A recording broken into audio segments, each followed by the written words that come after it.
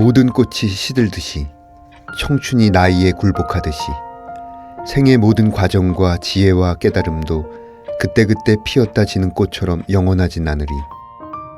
삶이 부르는 소리를 들을 때마다 마음은 슬퍼하지 않고 새로운 문으로 걸어갈 수 있도록 이별과 재출발의 각오를 해야만 한다. 무릇 모든 시작에는 신비한 힘이 깃들어 있어 그것이 우리를 지키고 살아가는 데 도움을 준다. 우리는 공간들을 하나씩 지나가야 한다. 어느 장소에서도 고향에서와 같은 집착을 가져선 안 된다. 우주의 정신은 우리를 붙잡아 두거나 구속하지 않고 우리를 한 단계씩 높이며 넓히려 한다. 여행을 떠날 각오가 되어 있는 자만이 자기를 묶고 있는 속박에서 벗어나리라. 그러면 임종의 순간에도 여전히 새로운 공간을 향해 즐겁게 출발하리라. 우리를 부르는 생의 외침은 결코 그치는 일이 없으리라. 그러면 좋아 마음이여 작별을 고하고 건강하여라. 헤르만 헤세의 유리알 유이에서 생의 계단을 읽어드렸습니다. 10대의 헤세의 시를 만나서 동경과 낭만과 고독에 대한 꿈을 꾸었습니다. 20대에는 헤세의 시를 때로 몸으로 살며 뜬구름처럼 먼 곳을 배회했습니다. 30대에 접한 헤세의 시는 왠지 망상 같고 거짓말 같고 비현실적으로 들렸습니다. 그러나 40대의 헤세를 다시 만나니 그 망상 같은 낭만과 동경이 이 각박하고 절박한 현실에 얼마나 필요한지를 절감하게 됩니다. 무릇 모든 시작에는 신비한 힘이 깃드니 새로운 문으로 들어가는데 주저하지 말라는 시인의 격려와 이 우주는 너의 성장을 원하니 생의 외침에 응답하라는 주문은 주저앉은 우리를 들썩이게 합니다. 생의 비밀을 먼저 엿본 자의 은밀한 속삭임이란 혹시 이런 게 아닐까요? 거리의 사람들 바람 따라 흐르면 서성이듯 혼자서 기다리고 날 부르는 기억에 흔들리는 땅콩이 사람들 사라졌네. 난 속에 퍼져서 울 것 같아서 한참 눈 감고 잊혀져가는 모든 것 당연한 건가요?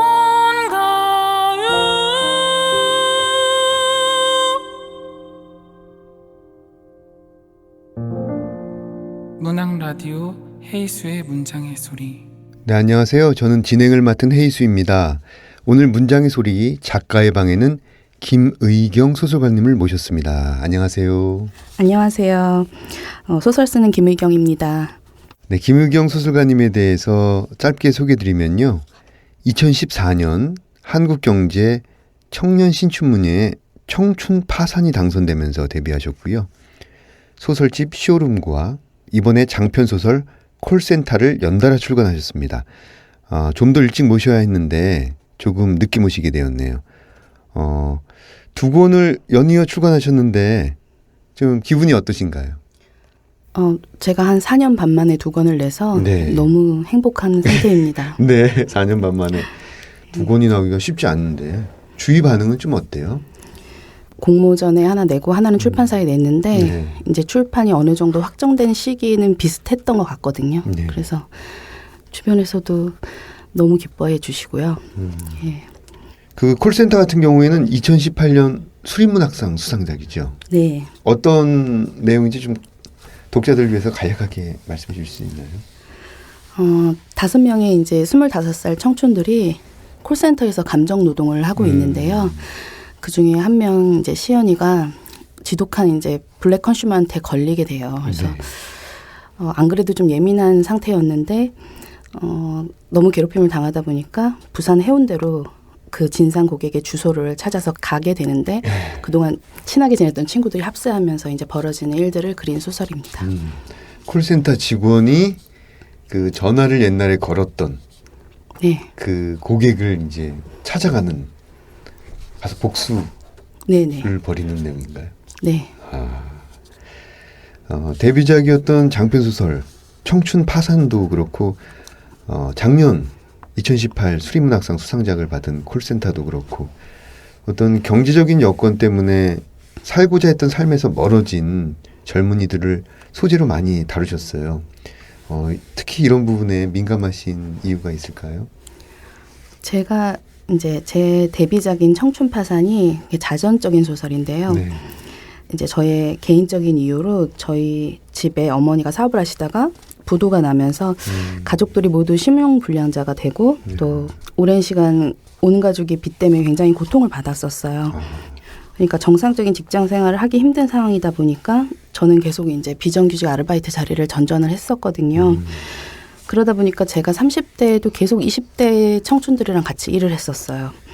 그러니까 만약에 제가 그냥 제 나이에 맞는 커리어를 쌓아 나갔다면 아예 다른 소설을 썼을 것 같은데 저는 계속 불안한 노동 현장에서 그 20대 청춘들하고 일하다 보니까 자연스럽게 젊은이들 이야기를 계속해서 쓰게 됐습니다. 네.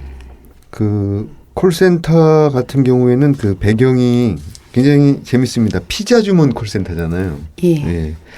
근데 거기 시연이라는 인물이 나오는데 시연은 그 아나운서 꿈을 갖고 있었지만 집안 사정이 어려워져서 그러니까 아카데미에 아나운서 아카데미라고 할까요? 네. 그 다니기가 어려워져가지고 일단 그 피자 주문 콜센터에 주문을 하는 그 진상 고객 네. 그래서 감정이 폭발해서 그 고객을 찾으러 가고 또 이 과정에서 또 여러 인물들이 합세하는 그런 내용이잖아요. 네. 재밌을 것 같아요. 저는 아직 못 읽어봤는데 그래서 끝없는 빚과 수많은 아르바이트에 갇힌 인물을 다루는 청춘 파산보다 젊은이들이 적극적으로 현실에 반응하고 저항하는 인상을 받았어요. 이 작품에서 작가님은 이 시대 젊은이들에게 어떤 메시지를 전하고 싶으셨나요? 사실 이제 이 콜센터를 보고서 이것도 진상고객 찾으러 가는 것도 그다지 적극적인 저항이 아니라고 말씀하시는 분들도 많았어요. 좀 더 과격하게 해야 되지 않겠느냐.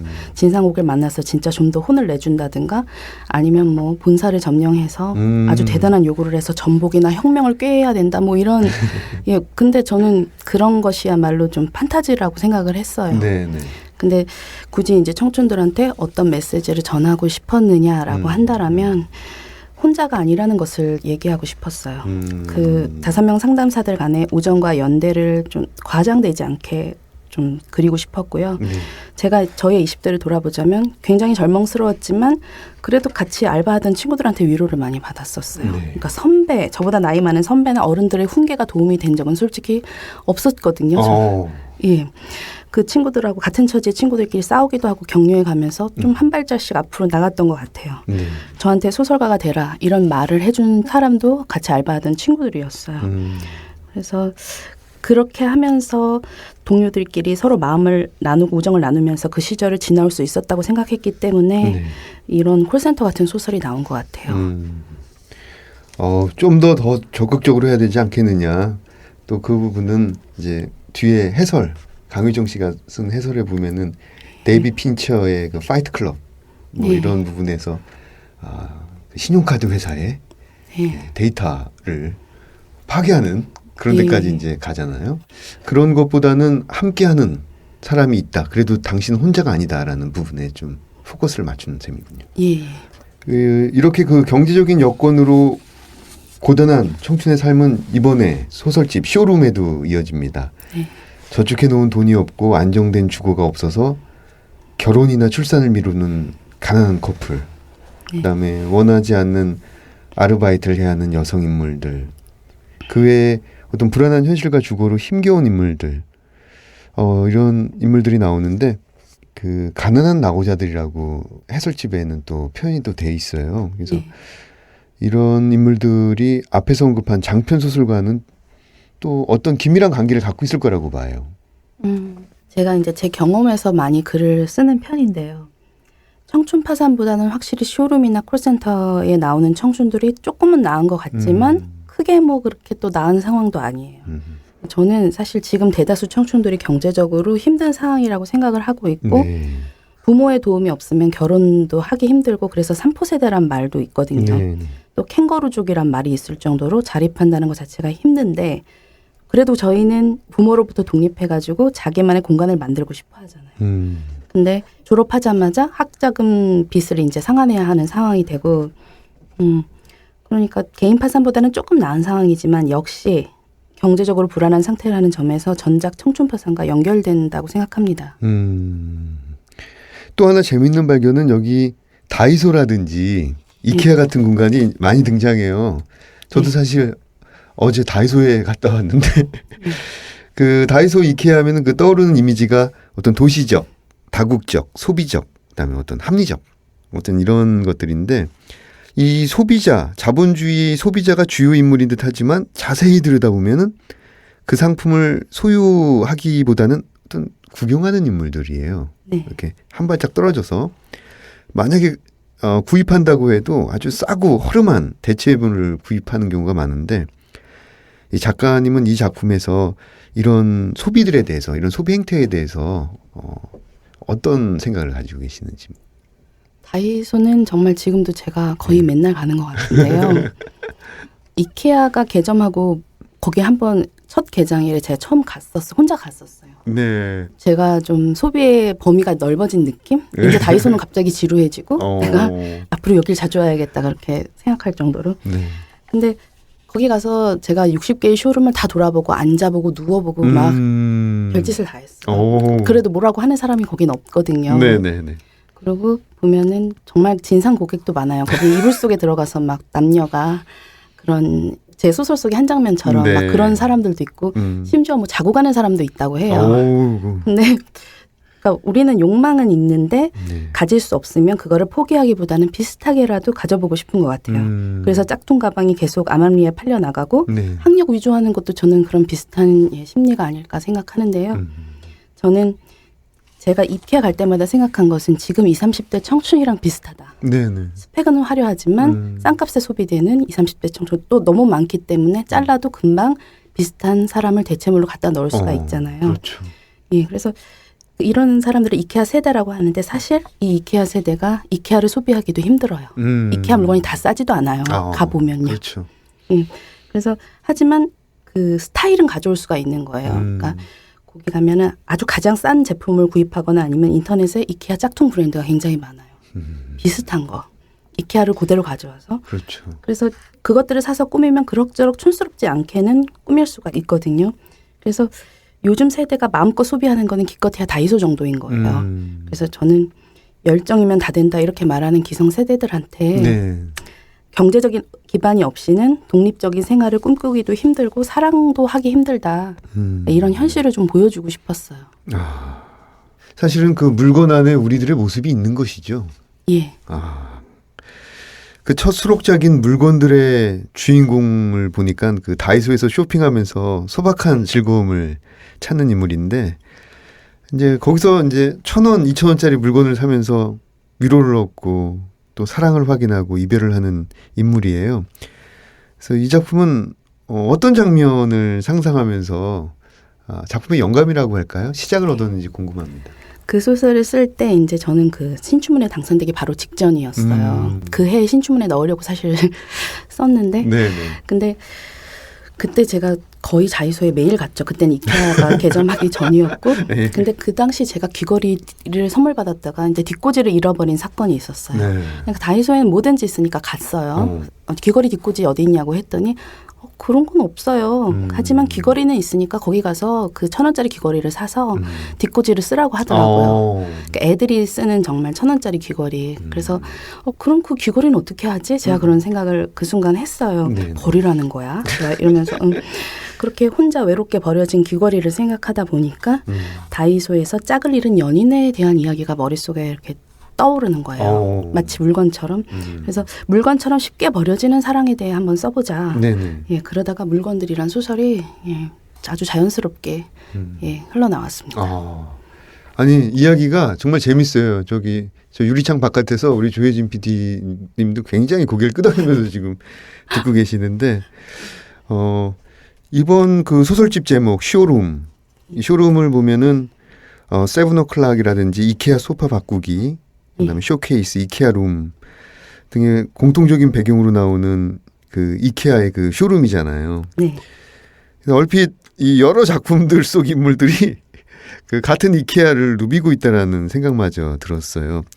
그래서 작가님이 평소에 쇼룸을 보면서 정말 많은 상상을 하지 않을까 예. 이런 생각도 들고 특히 이케아 침실 쇼룸의 옷장을 보고 숨어 있자고 제안하는 장면이 굉장히 재밌었는데 작가님은 이케아의 쇼룸에서 분명히 무엇을 보신 듯해요. 사실 그 8개 단편 중에 4개는 시공간적 배경이 같아요. 이케아 광명점이고 첫 개점한 날로 네. 나머지는 조금씩 틀리긴 하지만 근데 그러니까 분명히 그 등장인물들이 저는 마주쳤을 거라고는 생각을 해요. 네. 근데 처음에 사실 마주치는 장면을 많이 넣었다가 그날 엄청나게 많은 사람이 왔는데 이건 좀 자기적이다 해서 그걸 많이 삭제를 했었거든요. 너무 발 디딜 틈 없이 있었기 때문에 이거는 자기적이다. 마주치긴 힘들다. 그래서 좀 뺐어요. 그 실제 첫날 가보니까 사람이 어느 정도 많았나요? 그 발을 디디기 힘들 정도였어요. 줄을 엄청나게 서 있었고 겨우 들어가서 막 이렇게 너무 머리가 아플 정도로 사람이 많았거든요. 그때 한 달은 정말 그랬다고 하더라고요. 한 달 동안. 예, 지금도 주말에 가면은 예 많이 힘들다고 하더라고요. 네. 주차도 하기 힘들다고 하고요. 그래서 제 친구들이 거기 저희 집은 거기랑 가깝거든요. 그래서 거기 한번 가자고 그랬는데 저는 조금 소모적인 일이다라는 생각이 좀 들더라고요. 그렇게 소문이 그렇게 나가지고. 네. 예. 근데 제가 뭐 거기를 간 이유는 물론 제가 집이 그때 없으니까 저는 20대 때 고시원에서 많이 살았고요. 네. 이제 반지하를 이후로도 굉장히 전전하면서 살았어요. 너무 많이 이사도 자주 다니고 네. 반지하가 또 정상적인 반지하도 아니고 곰팡이도 있고 막 그런 집에 살다 보니까 제가 이케아 쇼룸에 가서 여기서 며칠만 살았으면 좋겠다. 주말에 들어왔다 안 나가면 아무도 모르겠지. 하룻밤만 자고 싶다. 이런 생각을 실제로 많이 했고 그렇죠. 예, 저는 그 쇼룸 안에서 사람들이 오는 거를 하루 종일 제가 관찰하고 있는데 네. 거기 안에 들어가서 그런 생각을 하게 되는 거예요. 여기서 살면 진짜 행복하겠다. 그런 생각이 너무 예쁘게 꾸며놨기 때문에 물론 예쁜 집에서 산다고 해가지고 반드시 행복한 게 아니라는 건 제 머리로는 아는데 네. 그렇다고 해서 저희가 뭐 바퀴벌레가 나오는 지저분한 집에서 사는 사람이 행복할 거라고 생각하지도 않잖아요. 그렇죠. 그러니까 저는 거기 집을 사갖고 방을 꾸미는 행위 자체가 행복한 가정을 꿈꾸는 그런 심리를 표출하는 거라고 생각을 했어요. 네. 그래서 이케아라는 이 예쁘고 아기자기한 쇼룸에 방문하는 방문객은 절대로 줄어들지 않을 거라고 생각합니다. 사실은 우리가 TV라든지 어떤 매체, 영화를 통해서 어떤 싱글 여성, 젊은 싱글 족들이 사는 모습을 보면 굉장히 화려하고 포장돼 있고 예. 좀 그런 모습들이 많이 있잖아요. 근데 현실은 전혀 그렇지 않잖아요. 네. 그러니까 이케아 쇼룸이라는 것이 어쩌면 우리가 가질 수 없는 그림의 떡이라고 해야 되나요? 예. 예, 혹은 손에 닿을 수 없는 그런 어떤 욕망으로 잘 장식된 공간. 예. 예, 또 그 앞에서 느끼는 절망. 또 이것이 끊임없이 반복되는 한 이케아는 없어지지 않을 것이다. 예. 아, 참, 이 작품 안에 정말 많은 의미들이 숨어 있습니다. 네.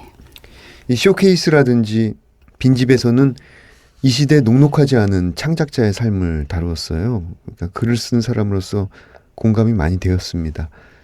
아, 작가님의 일상은 어떠신지 여쭙지 않을 수 없을 것 같아요. 제 일상이 진짜 별거 없는데 물론 이제 이렇게 뭐 공모전에 당선되고 그러기 전에는 제가 계속 아르바이트 하고 했지만 이번에 수립문학상에 당선이 되면서 조금 그러니까 여유가 생겼어요. 전셋집을 얻었고 어우, 축하드립니다. 지금 바깥에서 박수 치고 난리 났어요. 경기도에 전셋집을 얻었는데 네. 그 월세 매달 한 40, 45씩 내고 살았거든요. 네. 그래서 그만큼 여유가 생긴 거예요. 그래서 제가 정말 최소한으로 생활하면서 글을 쓰고 있는데 그러다 보니까 마치 제가 영역동물처럼 네. 제가 활동하는 공간이 딱 한정이 되더라고요. 공원, 뭐 산책로, 뭐 마트, 다이소는 맨날 가고 예, 그렇게 아침에 일어나서 계산책 시키고 또 읽다가 또 집 청소하다가 또 쓰다가 이렇게 사는데 이게 저는 너무 만족스러워요. 왜냐하면 제 인생에 이렇게 살 수 있는 시간이 앞으로 몇 년이나 될지 네. 예, 그래서 일단은 올해까지는 이렇게 살면서 계속 한 개의 장편을 더 쓸 계획입니다. 네. 아, 축하드리고요. 근데 네. 제 생각에는 저도 비슷한 생각을 한 적이 있거든요. 이렇게 행복한 시간이 앞으로 몇 년 정도 더 지속될까. 한편은 굉장히 두렵잖아요. 그죠? 예, 옛날 과거로 돌아가기라는 생각을 하면 더 끔찍해지고요. 예. 근데 더 좋아질 거예요. 아, 감사합니다. 저는 분명히 알고 있어요. 훨씬 더 좋아질 거라는 거를. 아, 얼굴이 환해지셨어요. 이 소설집에 나오는 인물들의 공통점이라면 갖고 싶은 것을 마음껏 가질 수 없는 사람들이 아닌가 싶어요. 예. 그 여러 인물들 중에서 가장 애정이 가는 인물, 한번 꼭 안아주고 싶은 인물이 있다면 누굴까요? 두 명이 있는데요. 그 마지막에 2층 여자들의 총무가 정말 그때 나가서 어디로 갔을까 좀 걱정이 되고 네. 굉장히 나름대로 헌신을 했는데 고시원 여자들한테 고맙다는 말 한마디 못 듣고 거의 거의 쫓겨나다시피 이제 나갔어요. 네. 그래서 안아주면서 수고했습니다. 이렇게 말해주고 싶고 또 이케아 소파 바꾸기에 예주가 있는데요. 네. 얘가 왜 신경이 쓰이냐면은 얘가 어떤 애인가 하면요. 자기가 좋아하는 남자가 자기 친구 좋아해도 모르고 자기가 뭐를 하고 싶은지도 잘 아직 모르고 네. 또 좀 취향도 약간 애매한 그런 상태예요. 그래서 이 친구는 맨날 그 사라랑 미진이 사이에서 이렇게 중재하는 역할을 하는 그런 친구. 그래서 얘가 과연 취업을 했을까? 잘 지내고 있을까? 저 계속 얘 소설 쓰고 난 이후로도 계속 생각하게 되더라고요. 아, 그 방금 말씀하셨는데 지금 장편 하나를 또 준비 중이시다라고 네. 하셨는데 뭐 어떤 작품이 될까요? 제가 아무래도 이제 파산이라는 그 주제를 계속 물고 늘어지고 있는데요. 이 소설에는 칠순의 나이에 여전히 고된 노동을 해야 하는 여자가 등장을 해요. 사실 저희 어머니를 보면서 좀 스토리를 떠올렸는데 네. 지금 대충 이제 줄거리를 정하고 초고를 쓰고 있는 상태입니다. 작가로 이제 앞으로 계속 더 다양하고 좋은 작품들을 많이 발표하실 텐데 네. 독자들에게서 꼭 듣고 싶은 말이 있다면 저는 계속 지금 이곳의 이야기를 쓰고 싶다고 계속 생각하고 있어요. 그래서 이 소설을 읽고 이거 내 얘기 같아. 뭐 이런 사람들이 실제 어딘가에서 분명히 이 순간을 살고 있을 것 같다. 네. 그런 말 들으면 기분이 좋을 것 같아요. 좋습니다. 그 새로 얻은 전셋집에는 이케아 물건이 몇 개 정도 있습니까? 정말 솔직히 말하면 이케아에서 뭐 산 기억이 머그컵 몇 개 샀고요. 머그컵. 그리고 원래는 제가 그 이케아에서 제일 싼 크노파르프 소파라는 게 있는데 네, 그걸 소설에도 원래 나오죠. 사려고 했는데 네. 저희가 이사 왔는데 그 전주인이 소파를 놓고 갔어요. 그래가지고 또 너무 그게 이제 쓸만해서 네. 그거 쓰고 사자 좀 사다가 그래서 아직 안 샀어요. 다음에 이사 가셔갖고 구입하셔야 될 것 같은데요. 네. 네, 그럼 이쯤에서 다음 코너로 넘어가 보겠습니다. 네. 내가 가장 사랑하는 문장들. 어떤 문장들을 가져오셨는지 한번 잠깐 설명을 들어볼까요? 쇼룸에서 이제 네. 이게 이게 다이소 이케아 소설로 알려지면서 제 생각에 2층 여자들이 좀 소외된 측면이 있어가지고요. 맨 마지막에 이제 여성 전용 고시원을 배경으로 재미있는 소설이 하나 나오거든요. 네. 그래서 그 부분을 읽어드리려고 해요. 네, 그럼 작가님의 목소리로 들어보도록 하겠습니다. 208호 간호사는 드라마에 나오는 착한 간호사의 전형과 같은 참한 인상이었다. 하지만 그녀는 나보다 먼저 입주한 사람으로 어쩌면 총무가 입주하기 전의 익명의 삶을 은근히 바라고 있는지도 몰랐다. 209호 학습지 교사. 설마 그녀는 아니겠지. 그녀는 정말 착하게 생겼다. 복도에서 잠시 스쳐도 눈인사를 하는 사람이었다. 하지만 공포 영화의 살인범은 가장 착하게 생긴 사람일 경우가 비일비재하지 않은가. 또 누가 있지? 1층으로 내려간 쪽방녀? 에이 설마. 그렇게 많은 남자를 거느린 여자가 찌질한 남자에게 차이고 대성통곡한 총무를 엿먹였을라고. 문득 201호 여자에게 생각이 머물렀다. 201호에 거주하는 나. 혹시 내가 술김에 혹은 잠결에 글을 올린 건 아닐까. 소름이 돋으며 식은땀이 났다. 도대체 글을 올린 사람은 누구일까? 도저히 알 길이 없었다. 내가 아는 9명 외에 나도 모르는 사이 이곳에 살다 나간 사람이 몇 명 더 있을지도 몰랐다. 그동안 복도에서 마주친 낯선 얼굴들은 잠깐 들른 거주민들의 친구가 아니라 거주민이었을 가능성은 분명히 존재했다. 네, 감사합니다. 아우, 재밌는 부분이네요.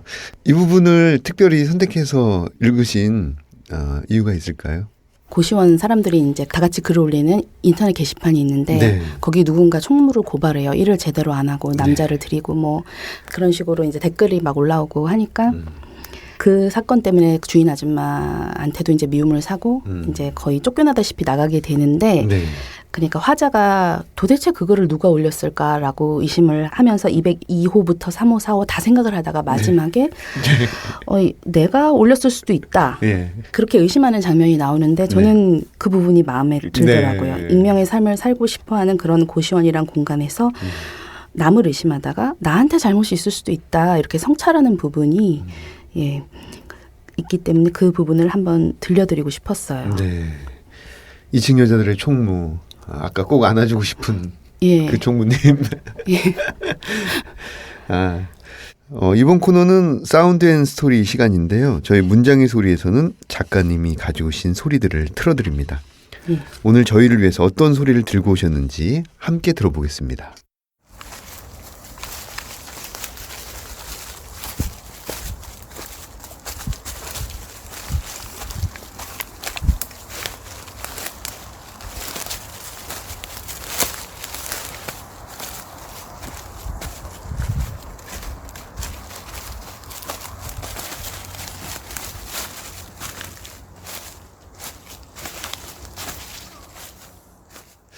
무슨 바람이 부는 곳에서 그 밟고 가는 소리인데 예.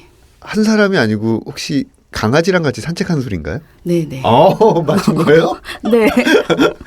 예, 설명을 좀 해주시죠. 예. 아니 제가 세상에서 제일 좋아하는 거는 진짜 강아지인 것 같은데요. 저희 강아지가 꼭 저기 정해진 곳에만 볼일을 보거든요. 그래서 아침 저녁으로 산에 가야 돼요. 네네. 근데 꼭 거기 낙엽 위에만 꼭 해요. 그래서 거기까지 이제 바스락바스락 하면서 꼭 걸어가는 그 순간이 너무 행복한 거예요. 그래서 그날 여러 번 녹음을 했습니다. 좋은 소리가 나올 때까지. 혹시 허리 굽히고 녹음하신 거 아니에요? 얘가 자꾸 평소보다 너무 이렇게 촐싹거리길래 좀 이렇게 품위 있게 걸으라고. 네. 그 강아지 이름 불러주시고 짧게 하고 싶은 말씀 있으면 하세요. 초코야, 엄마가 계속 산책 열심히 시켜줄게. 네. 네. 이제 저희가 약속된 시간이 거의 다 됐는데요. 오늘 소감 대신에 올 여름에 이것만은 꼭 하겠다 다짐하신 것이 있다면요? 제가 허리가 아파가지고 병원 갔더니 의사 선생님이 네네. 근육을 키우라고 하시면서 몸의 근육을 키워야 마음의 근육도 생긴다 뭐 그런 말씀을 하시더라고요. 의사 선생님 시인 아니세요? 네, 그래서 저희 집에 아령이 둔지는 오래됐는데 그게 먼지가 쌓여 있는데 이번 여름에는 꼭 먼지를 닦고 제가 몸과 마음의 근육을 키우려고 합니다. 맞아요. 그 소설가들은 특히 장편 쓰시는 분들은 체력이 굉장히 좋아야 돼요. 예. 특히 이제 허리 기립근. 네. 우리 문장의 소리 청취자 여러분께 인사해 주시죠. 저는 앞으로도 계속해서 지금 이곳의 이야기를 써 나갈 생각입니다. 예, 앞으로 나올 소설도 많이 기대해 주세요. 쇼룸 콜센터도 많이 사랑해 주세요. 네. 쇼룸과 콜센터를 출간하신 김의경 소설가님 보내드리고요. 저는 2부 책들의 방에서 뵙겠습니다. 감사합니다. 감사합니다.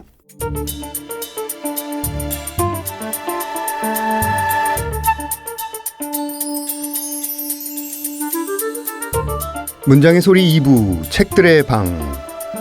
2부 코너에서는 책과 관련된 다양한 직업군을 초청해서 다양한 이야기를 나눠볼 텐데요.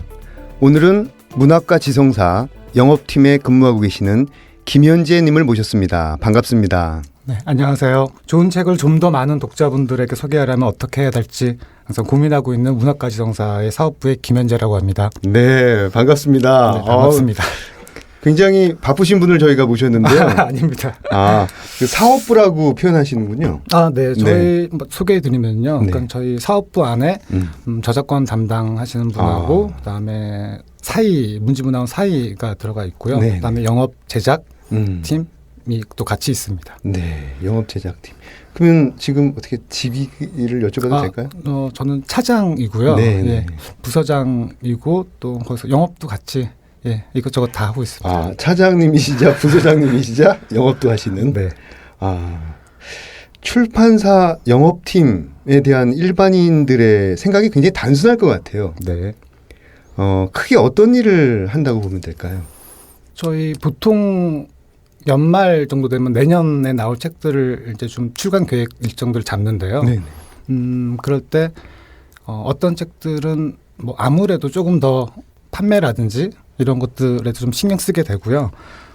그런 책들을 어떻게 하면 좀 더 그러니까 많은 독자분들에게 잘 소개할 수 있을까. 네. 그래서 편집부라든지 디자이너분들, 그다음에 제작 담당하시는 분들하고 같이 예, 그리고 또 실제로 책 판매는 네. 서점에서 하고 있거든요. 그렇죠, 그렇죠. 그래서 서점 분들하고도 같이 이 책을 좀 더 많이 소개하고 판매가 잘 될 수 있도록 예, 고민하고 예, 그러고 있습니다. 네, 그 영업팀도 편집이라든지 디자인이라든지 제작하시는 분, 실제로 파시는 분 모든 그 공조, 협조가 돼야 되는 거군요. 네, 네. 책은 사실은 잘 만들 게 중요하긴 하지만 네네. 어쨌든 간에 독자분들 손에 닿는 데까지가 더 중요하다고 생각을 해서요. 그렇죠. 네네.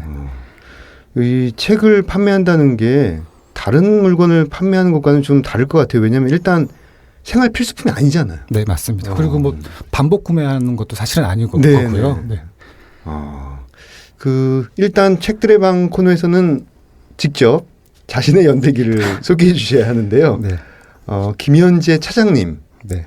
어떤 발자취를 거쳐서 이 일을 하게 되셨는지 나의 연대기를 들어보겠습니다. 약간 좀 쑥스럽긴 한데요. 네. 좀 낯설죠? 네. 연대기. 돌이켜 보면 짧지 않은 시간을 문제에서 좀 일하고 있는데요. 네. 어릴 적부터 책을 읽고 서점에 가는 걸 좋아하긴 했지만은 이렇게 출판사에서 오랫동안 근무를 할 줄은 정말 몰랐었고요. 네. 우연한 또 기회에 또 운 좋게 지금 다니고 있는 출판사에 입사할 수 있었고 또 좋은 상사 그리고 좋은 동료분들, 좋은 또 후배분들하고 같이 그분들이 같이 이제 오래 일하기 때문에 저도 지금까지 왔었던 게 아닌가 네 그렇게 생각하고 있습니다. 네. 짧게 말씀드렸습니다. 그 근무하신 지는 얼마나 되셨습니까? 제가 2000년도에 입사를 했고요. 네. 지금 19년 정도 되는 것 같습니다. 거의 20년에 가까운 시간. 네, 네. 그 영업일을 하시다 보면 많은 상황들이 발생할 것 같아요. 그 가장 기억에 남았던 에피소드가 있을까요? 처음 입사하고 책에 관련돼서 먼저 말씀드리면은 네. 처음 입사하고서 저희 신인선이 지금 530번까지 나왔는데요. 네. 처음 입사했을 때 250번 시집 유아 시인의 천일마가 나왔었고 네. 박성호 작가님의 나를 훔쳐라라는 책도 그러니까 입사해서 처음 이렇게 문지의 시집 그리고 소설을 받아보는 게 참 되게 낯설기도 하고 신기하기도 하고 그랬던 기억이 나고요. 네. 또 영업부다 보니까 책의 판매라는 걸 이제 많이 염두에 두고 있는데 그렇죠. 많이가 아니라 전부기도 한데요. 하나이자 전부예요. 네네네. 2002년도에 이제 그 MBC의 느낌표 책을 읽읍시다라는 프로가 있었는데, 있었죠. 네, 그때 저희 책 중에 마당 깊은 집 김월생의 마당 깊은 집이 선정이 되면서 네. 사실 그 앞에 나왔던 책들을 보면은 뭐 수십만 부씩 판매가 되고 또 뭐 책을 팔아서 건물을 세웠다 뭐 이런 얘기까지 많이 들었었거든요. 네네. 그래서 그때 저희도 그 선정이 되면서 제작 같은 경우도 뭐 어마어마한 부스를 또 찍기도 하고 이런 책들을 또 이런 서점들에게 직접 보내기도 하고 하면서 그랬던 기억들 좀 기억이 남고요. 네.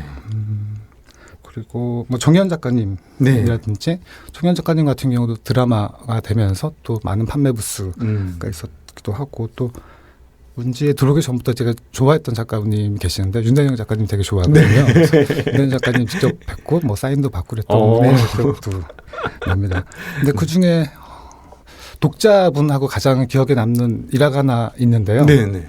아침에 이제 전화를 한 통을 받았었는데 좀 젊은 남자분이셨어요. 그래서 자기가 문지 시인선 1번부터 100번까지를 사고 싶다는 거예요. 그래서 서점에서 구입할 수 있는데 왜 굳이 전화를 해주셨을까 했는데 자기 그 여자친구가 곧 생일인데 네. 국문과라고 하더라고요. 네네. 그래서 그 생일 선물로 그 1번부터 100번까지를 예, 꼭 선물해 주고 싶다. 근데 서점에 가보니까는 중간중간 빠진 번호도 있고 그렇죠. 학생이다 보니까 좀 약간 좀 싸게 살 수 있으면 좋겠다라고 네네. 해서 예. 그래서 그때 저희 지금은 창고가 지금 파주에 있거든요. 네. 근데 그 다음 날인가 필요하다고 막 그래가지고요.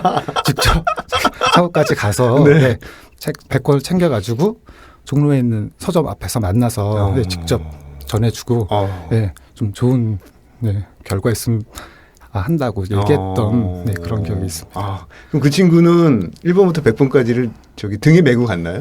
양쪽으로 손에 이렇게 들고 갔고요. 예. 그분은 그렇게 썩 책을 좋아할 것 같은 인상은 아니었었던 것 같기도 하고, 네, 그랬습니다. 문지 시집 1번부터 100번까지. 네, 사실 누구나 다 탐내는 책인데 그 친구 굉장히 열성이 있네요. 네.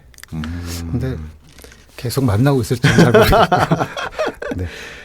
그 영업 분야가 굉장히 힘들 거라는 예상은 또 많은 분들이 하실 것 같아요. 네. 그래서 예를 들어 문학 쪽에서 보더라도 뭐 세일즈맨의 죽음이라든지 카프카의 변신에 나오는 주인공 그 그레고리 잠자 이 주인공도 영업사원인데 그 벌레로 변하고 네. 많은데요.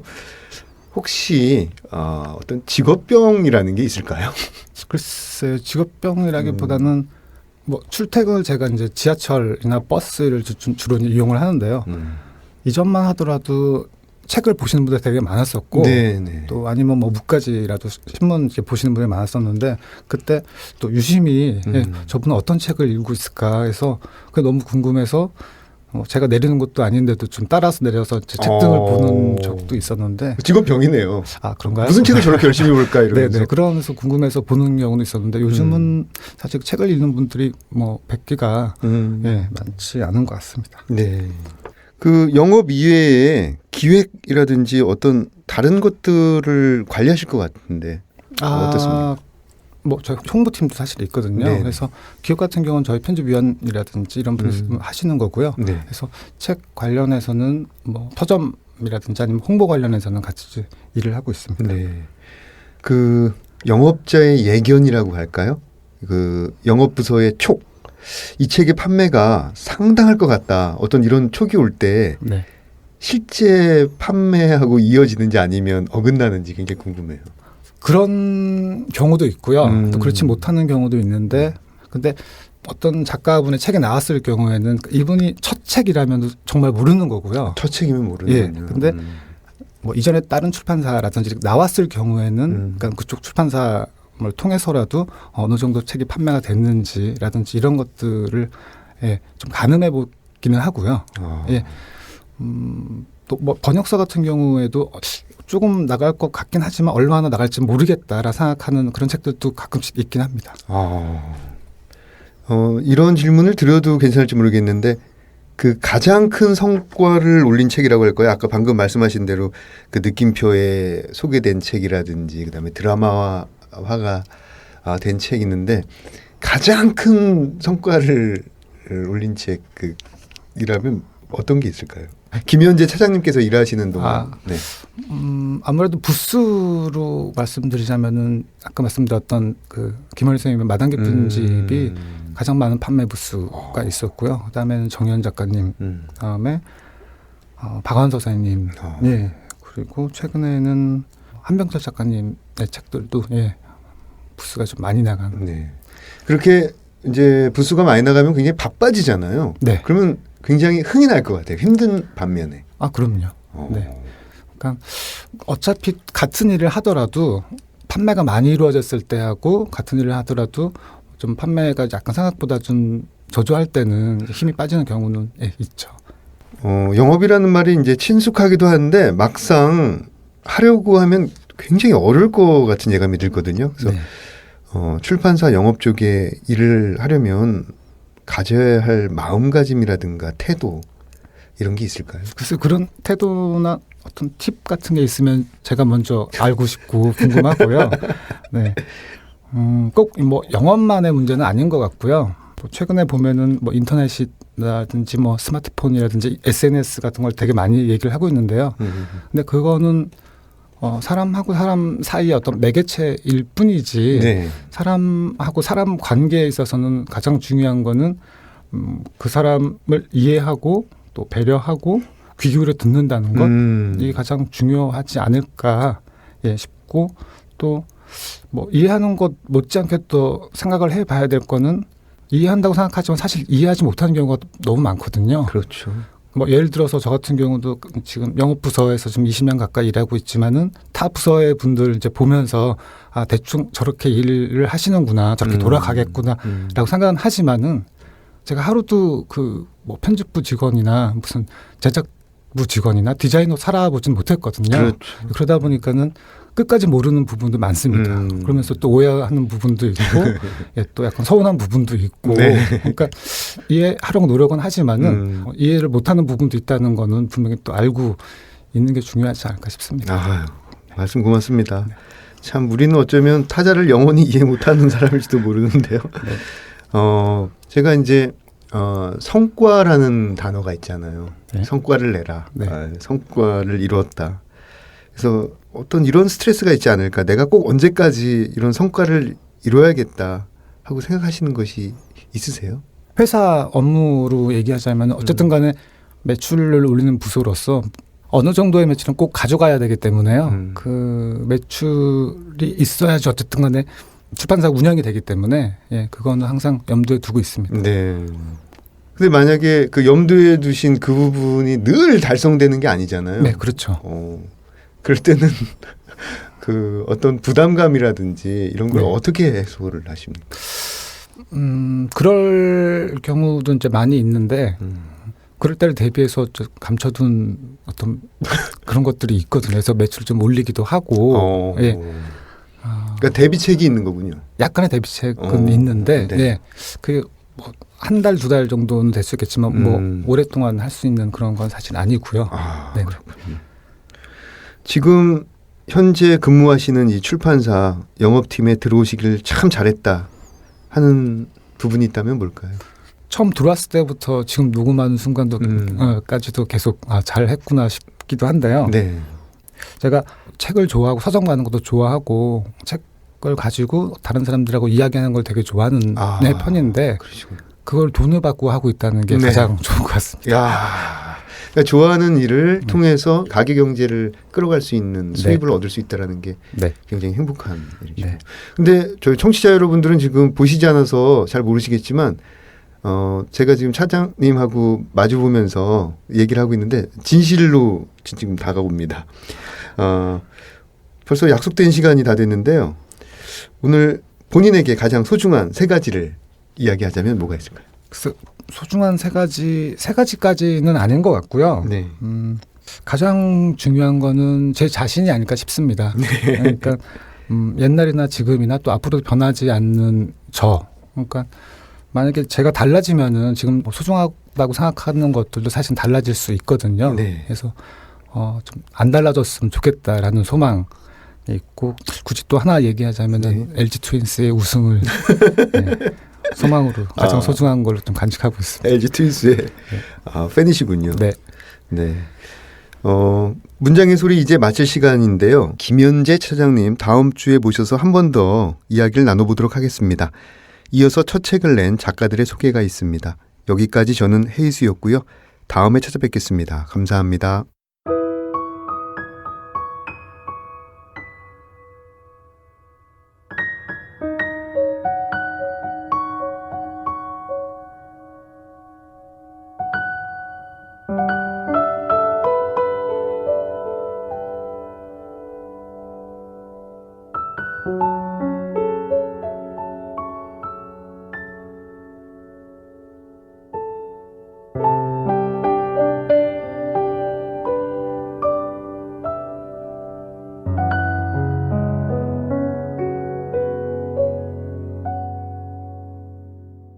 안녕하세요. 문장의 소리 정일로 시인입니다. 오늘은 첫 시집 맑고 높은 나의 이마를 출간하신 김영미 시인님과 함께 하겠습니다. 안녕하세요. 2012년 현대문학을 통해서 등단한 김영미라고 합니다. 드디어 첫 시집이 나왔어요. 좀 시간이 지났죠? 예. 소감이 어떠세요? 제가 한 등단 7년 정도 만에 시집을 냈는데요. 네. 그래서 오래 품고 있던 시들을 좀 내보낸 터라 굉장히 홀가분하고 기쁠 줄 알았는데 의외로 좀 우울감이 많이 오더라고요. 그래서 이 우울의 정체가 무언지 좀 살펴보고 있습니다. 어떤 생각이 들던가요? 우울하면은 뭐 어떤 걸까요? 허탈한 것도 있고 그 다음에 이제 뭔가 약간 모르는 사람들의 손에 내 시가 들려 다닌다는 것에 대한 공포도 있고, 예, 그런 두려움도 있고, 뭐 그런 것들이 복합적으로 온 것 같아요. 그 시집을 읽어보면서 네. 제가 느낀 계절이 여름이 시작되는 초여름, 그리고 네. 여름이 끝나는 끝?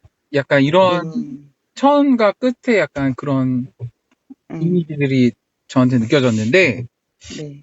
어떻게 생각하세요?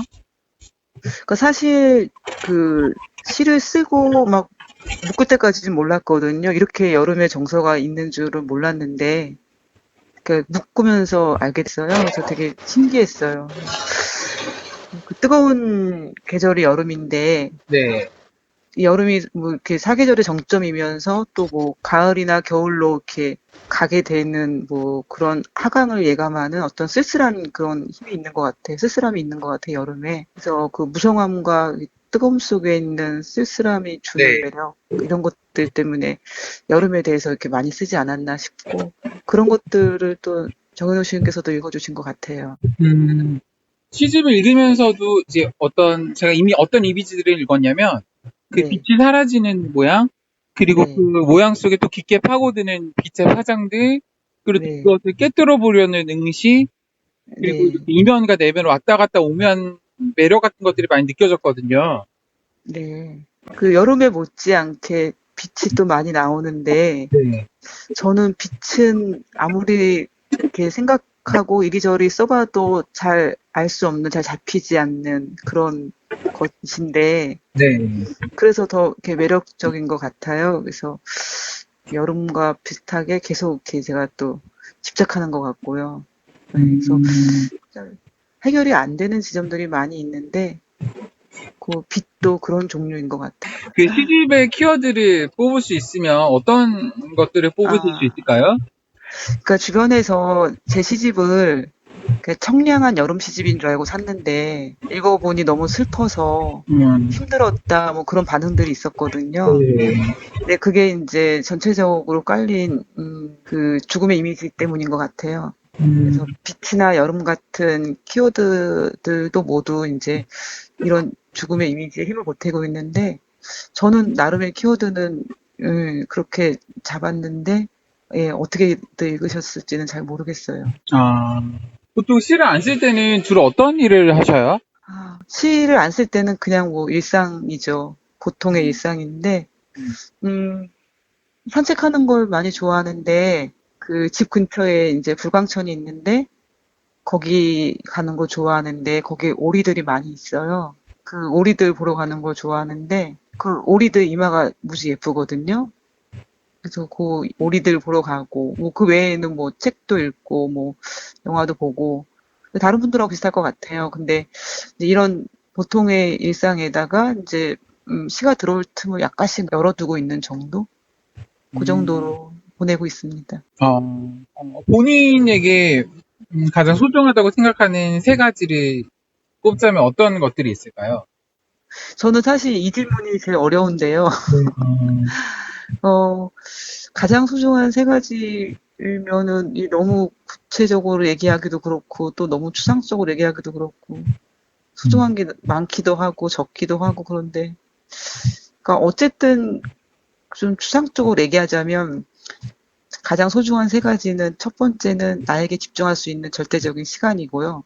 두 번째는 그 시간을 담아줄 절대적인 공간이고요. 그 다음에는 요런 시간과 공간 밖에서 나를 구성해주는 내 가족들, 내가 사랑하는 사람들, 요 정도가 이렇게 중요하지 않을까 싶은데요.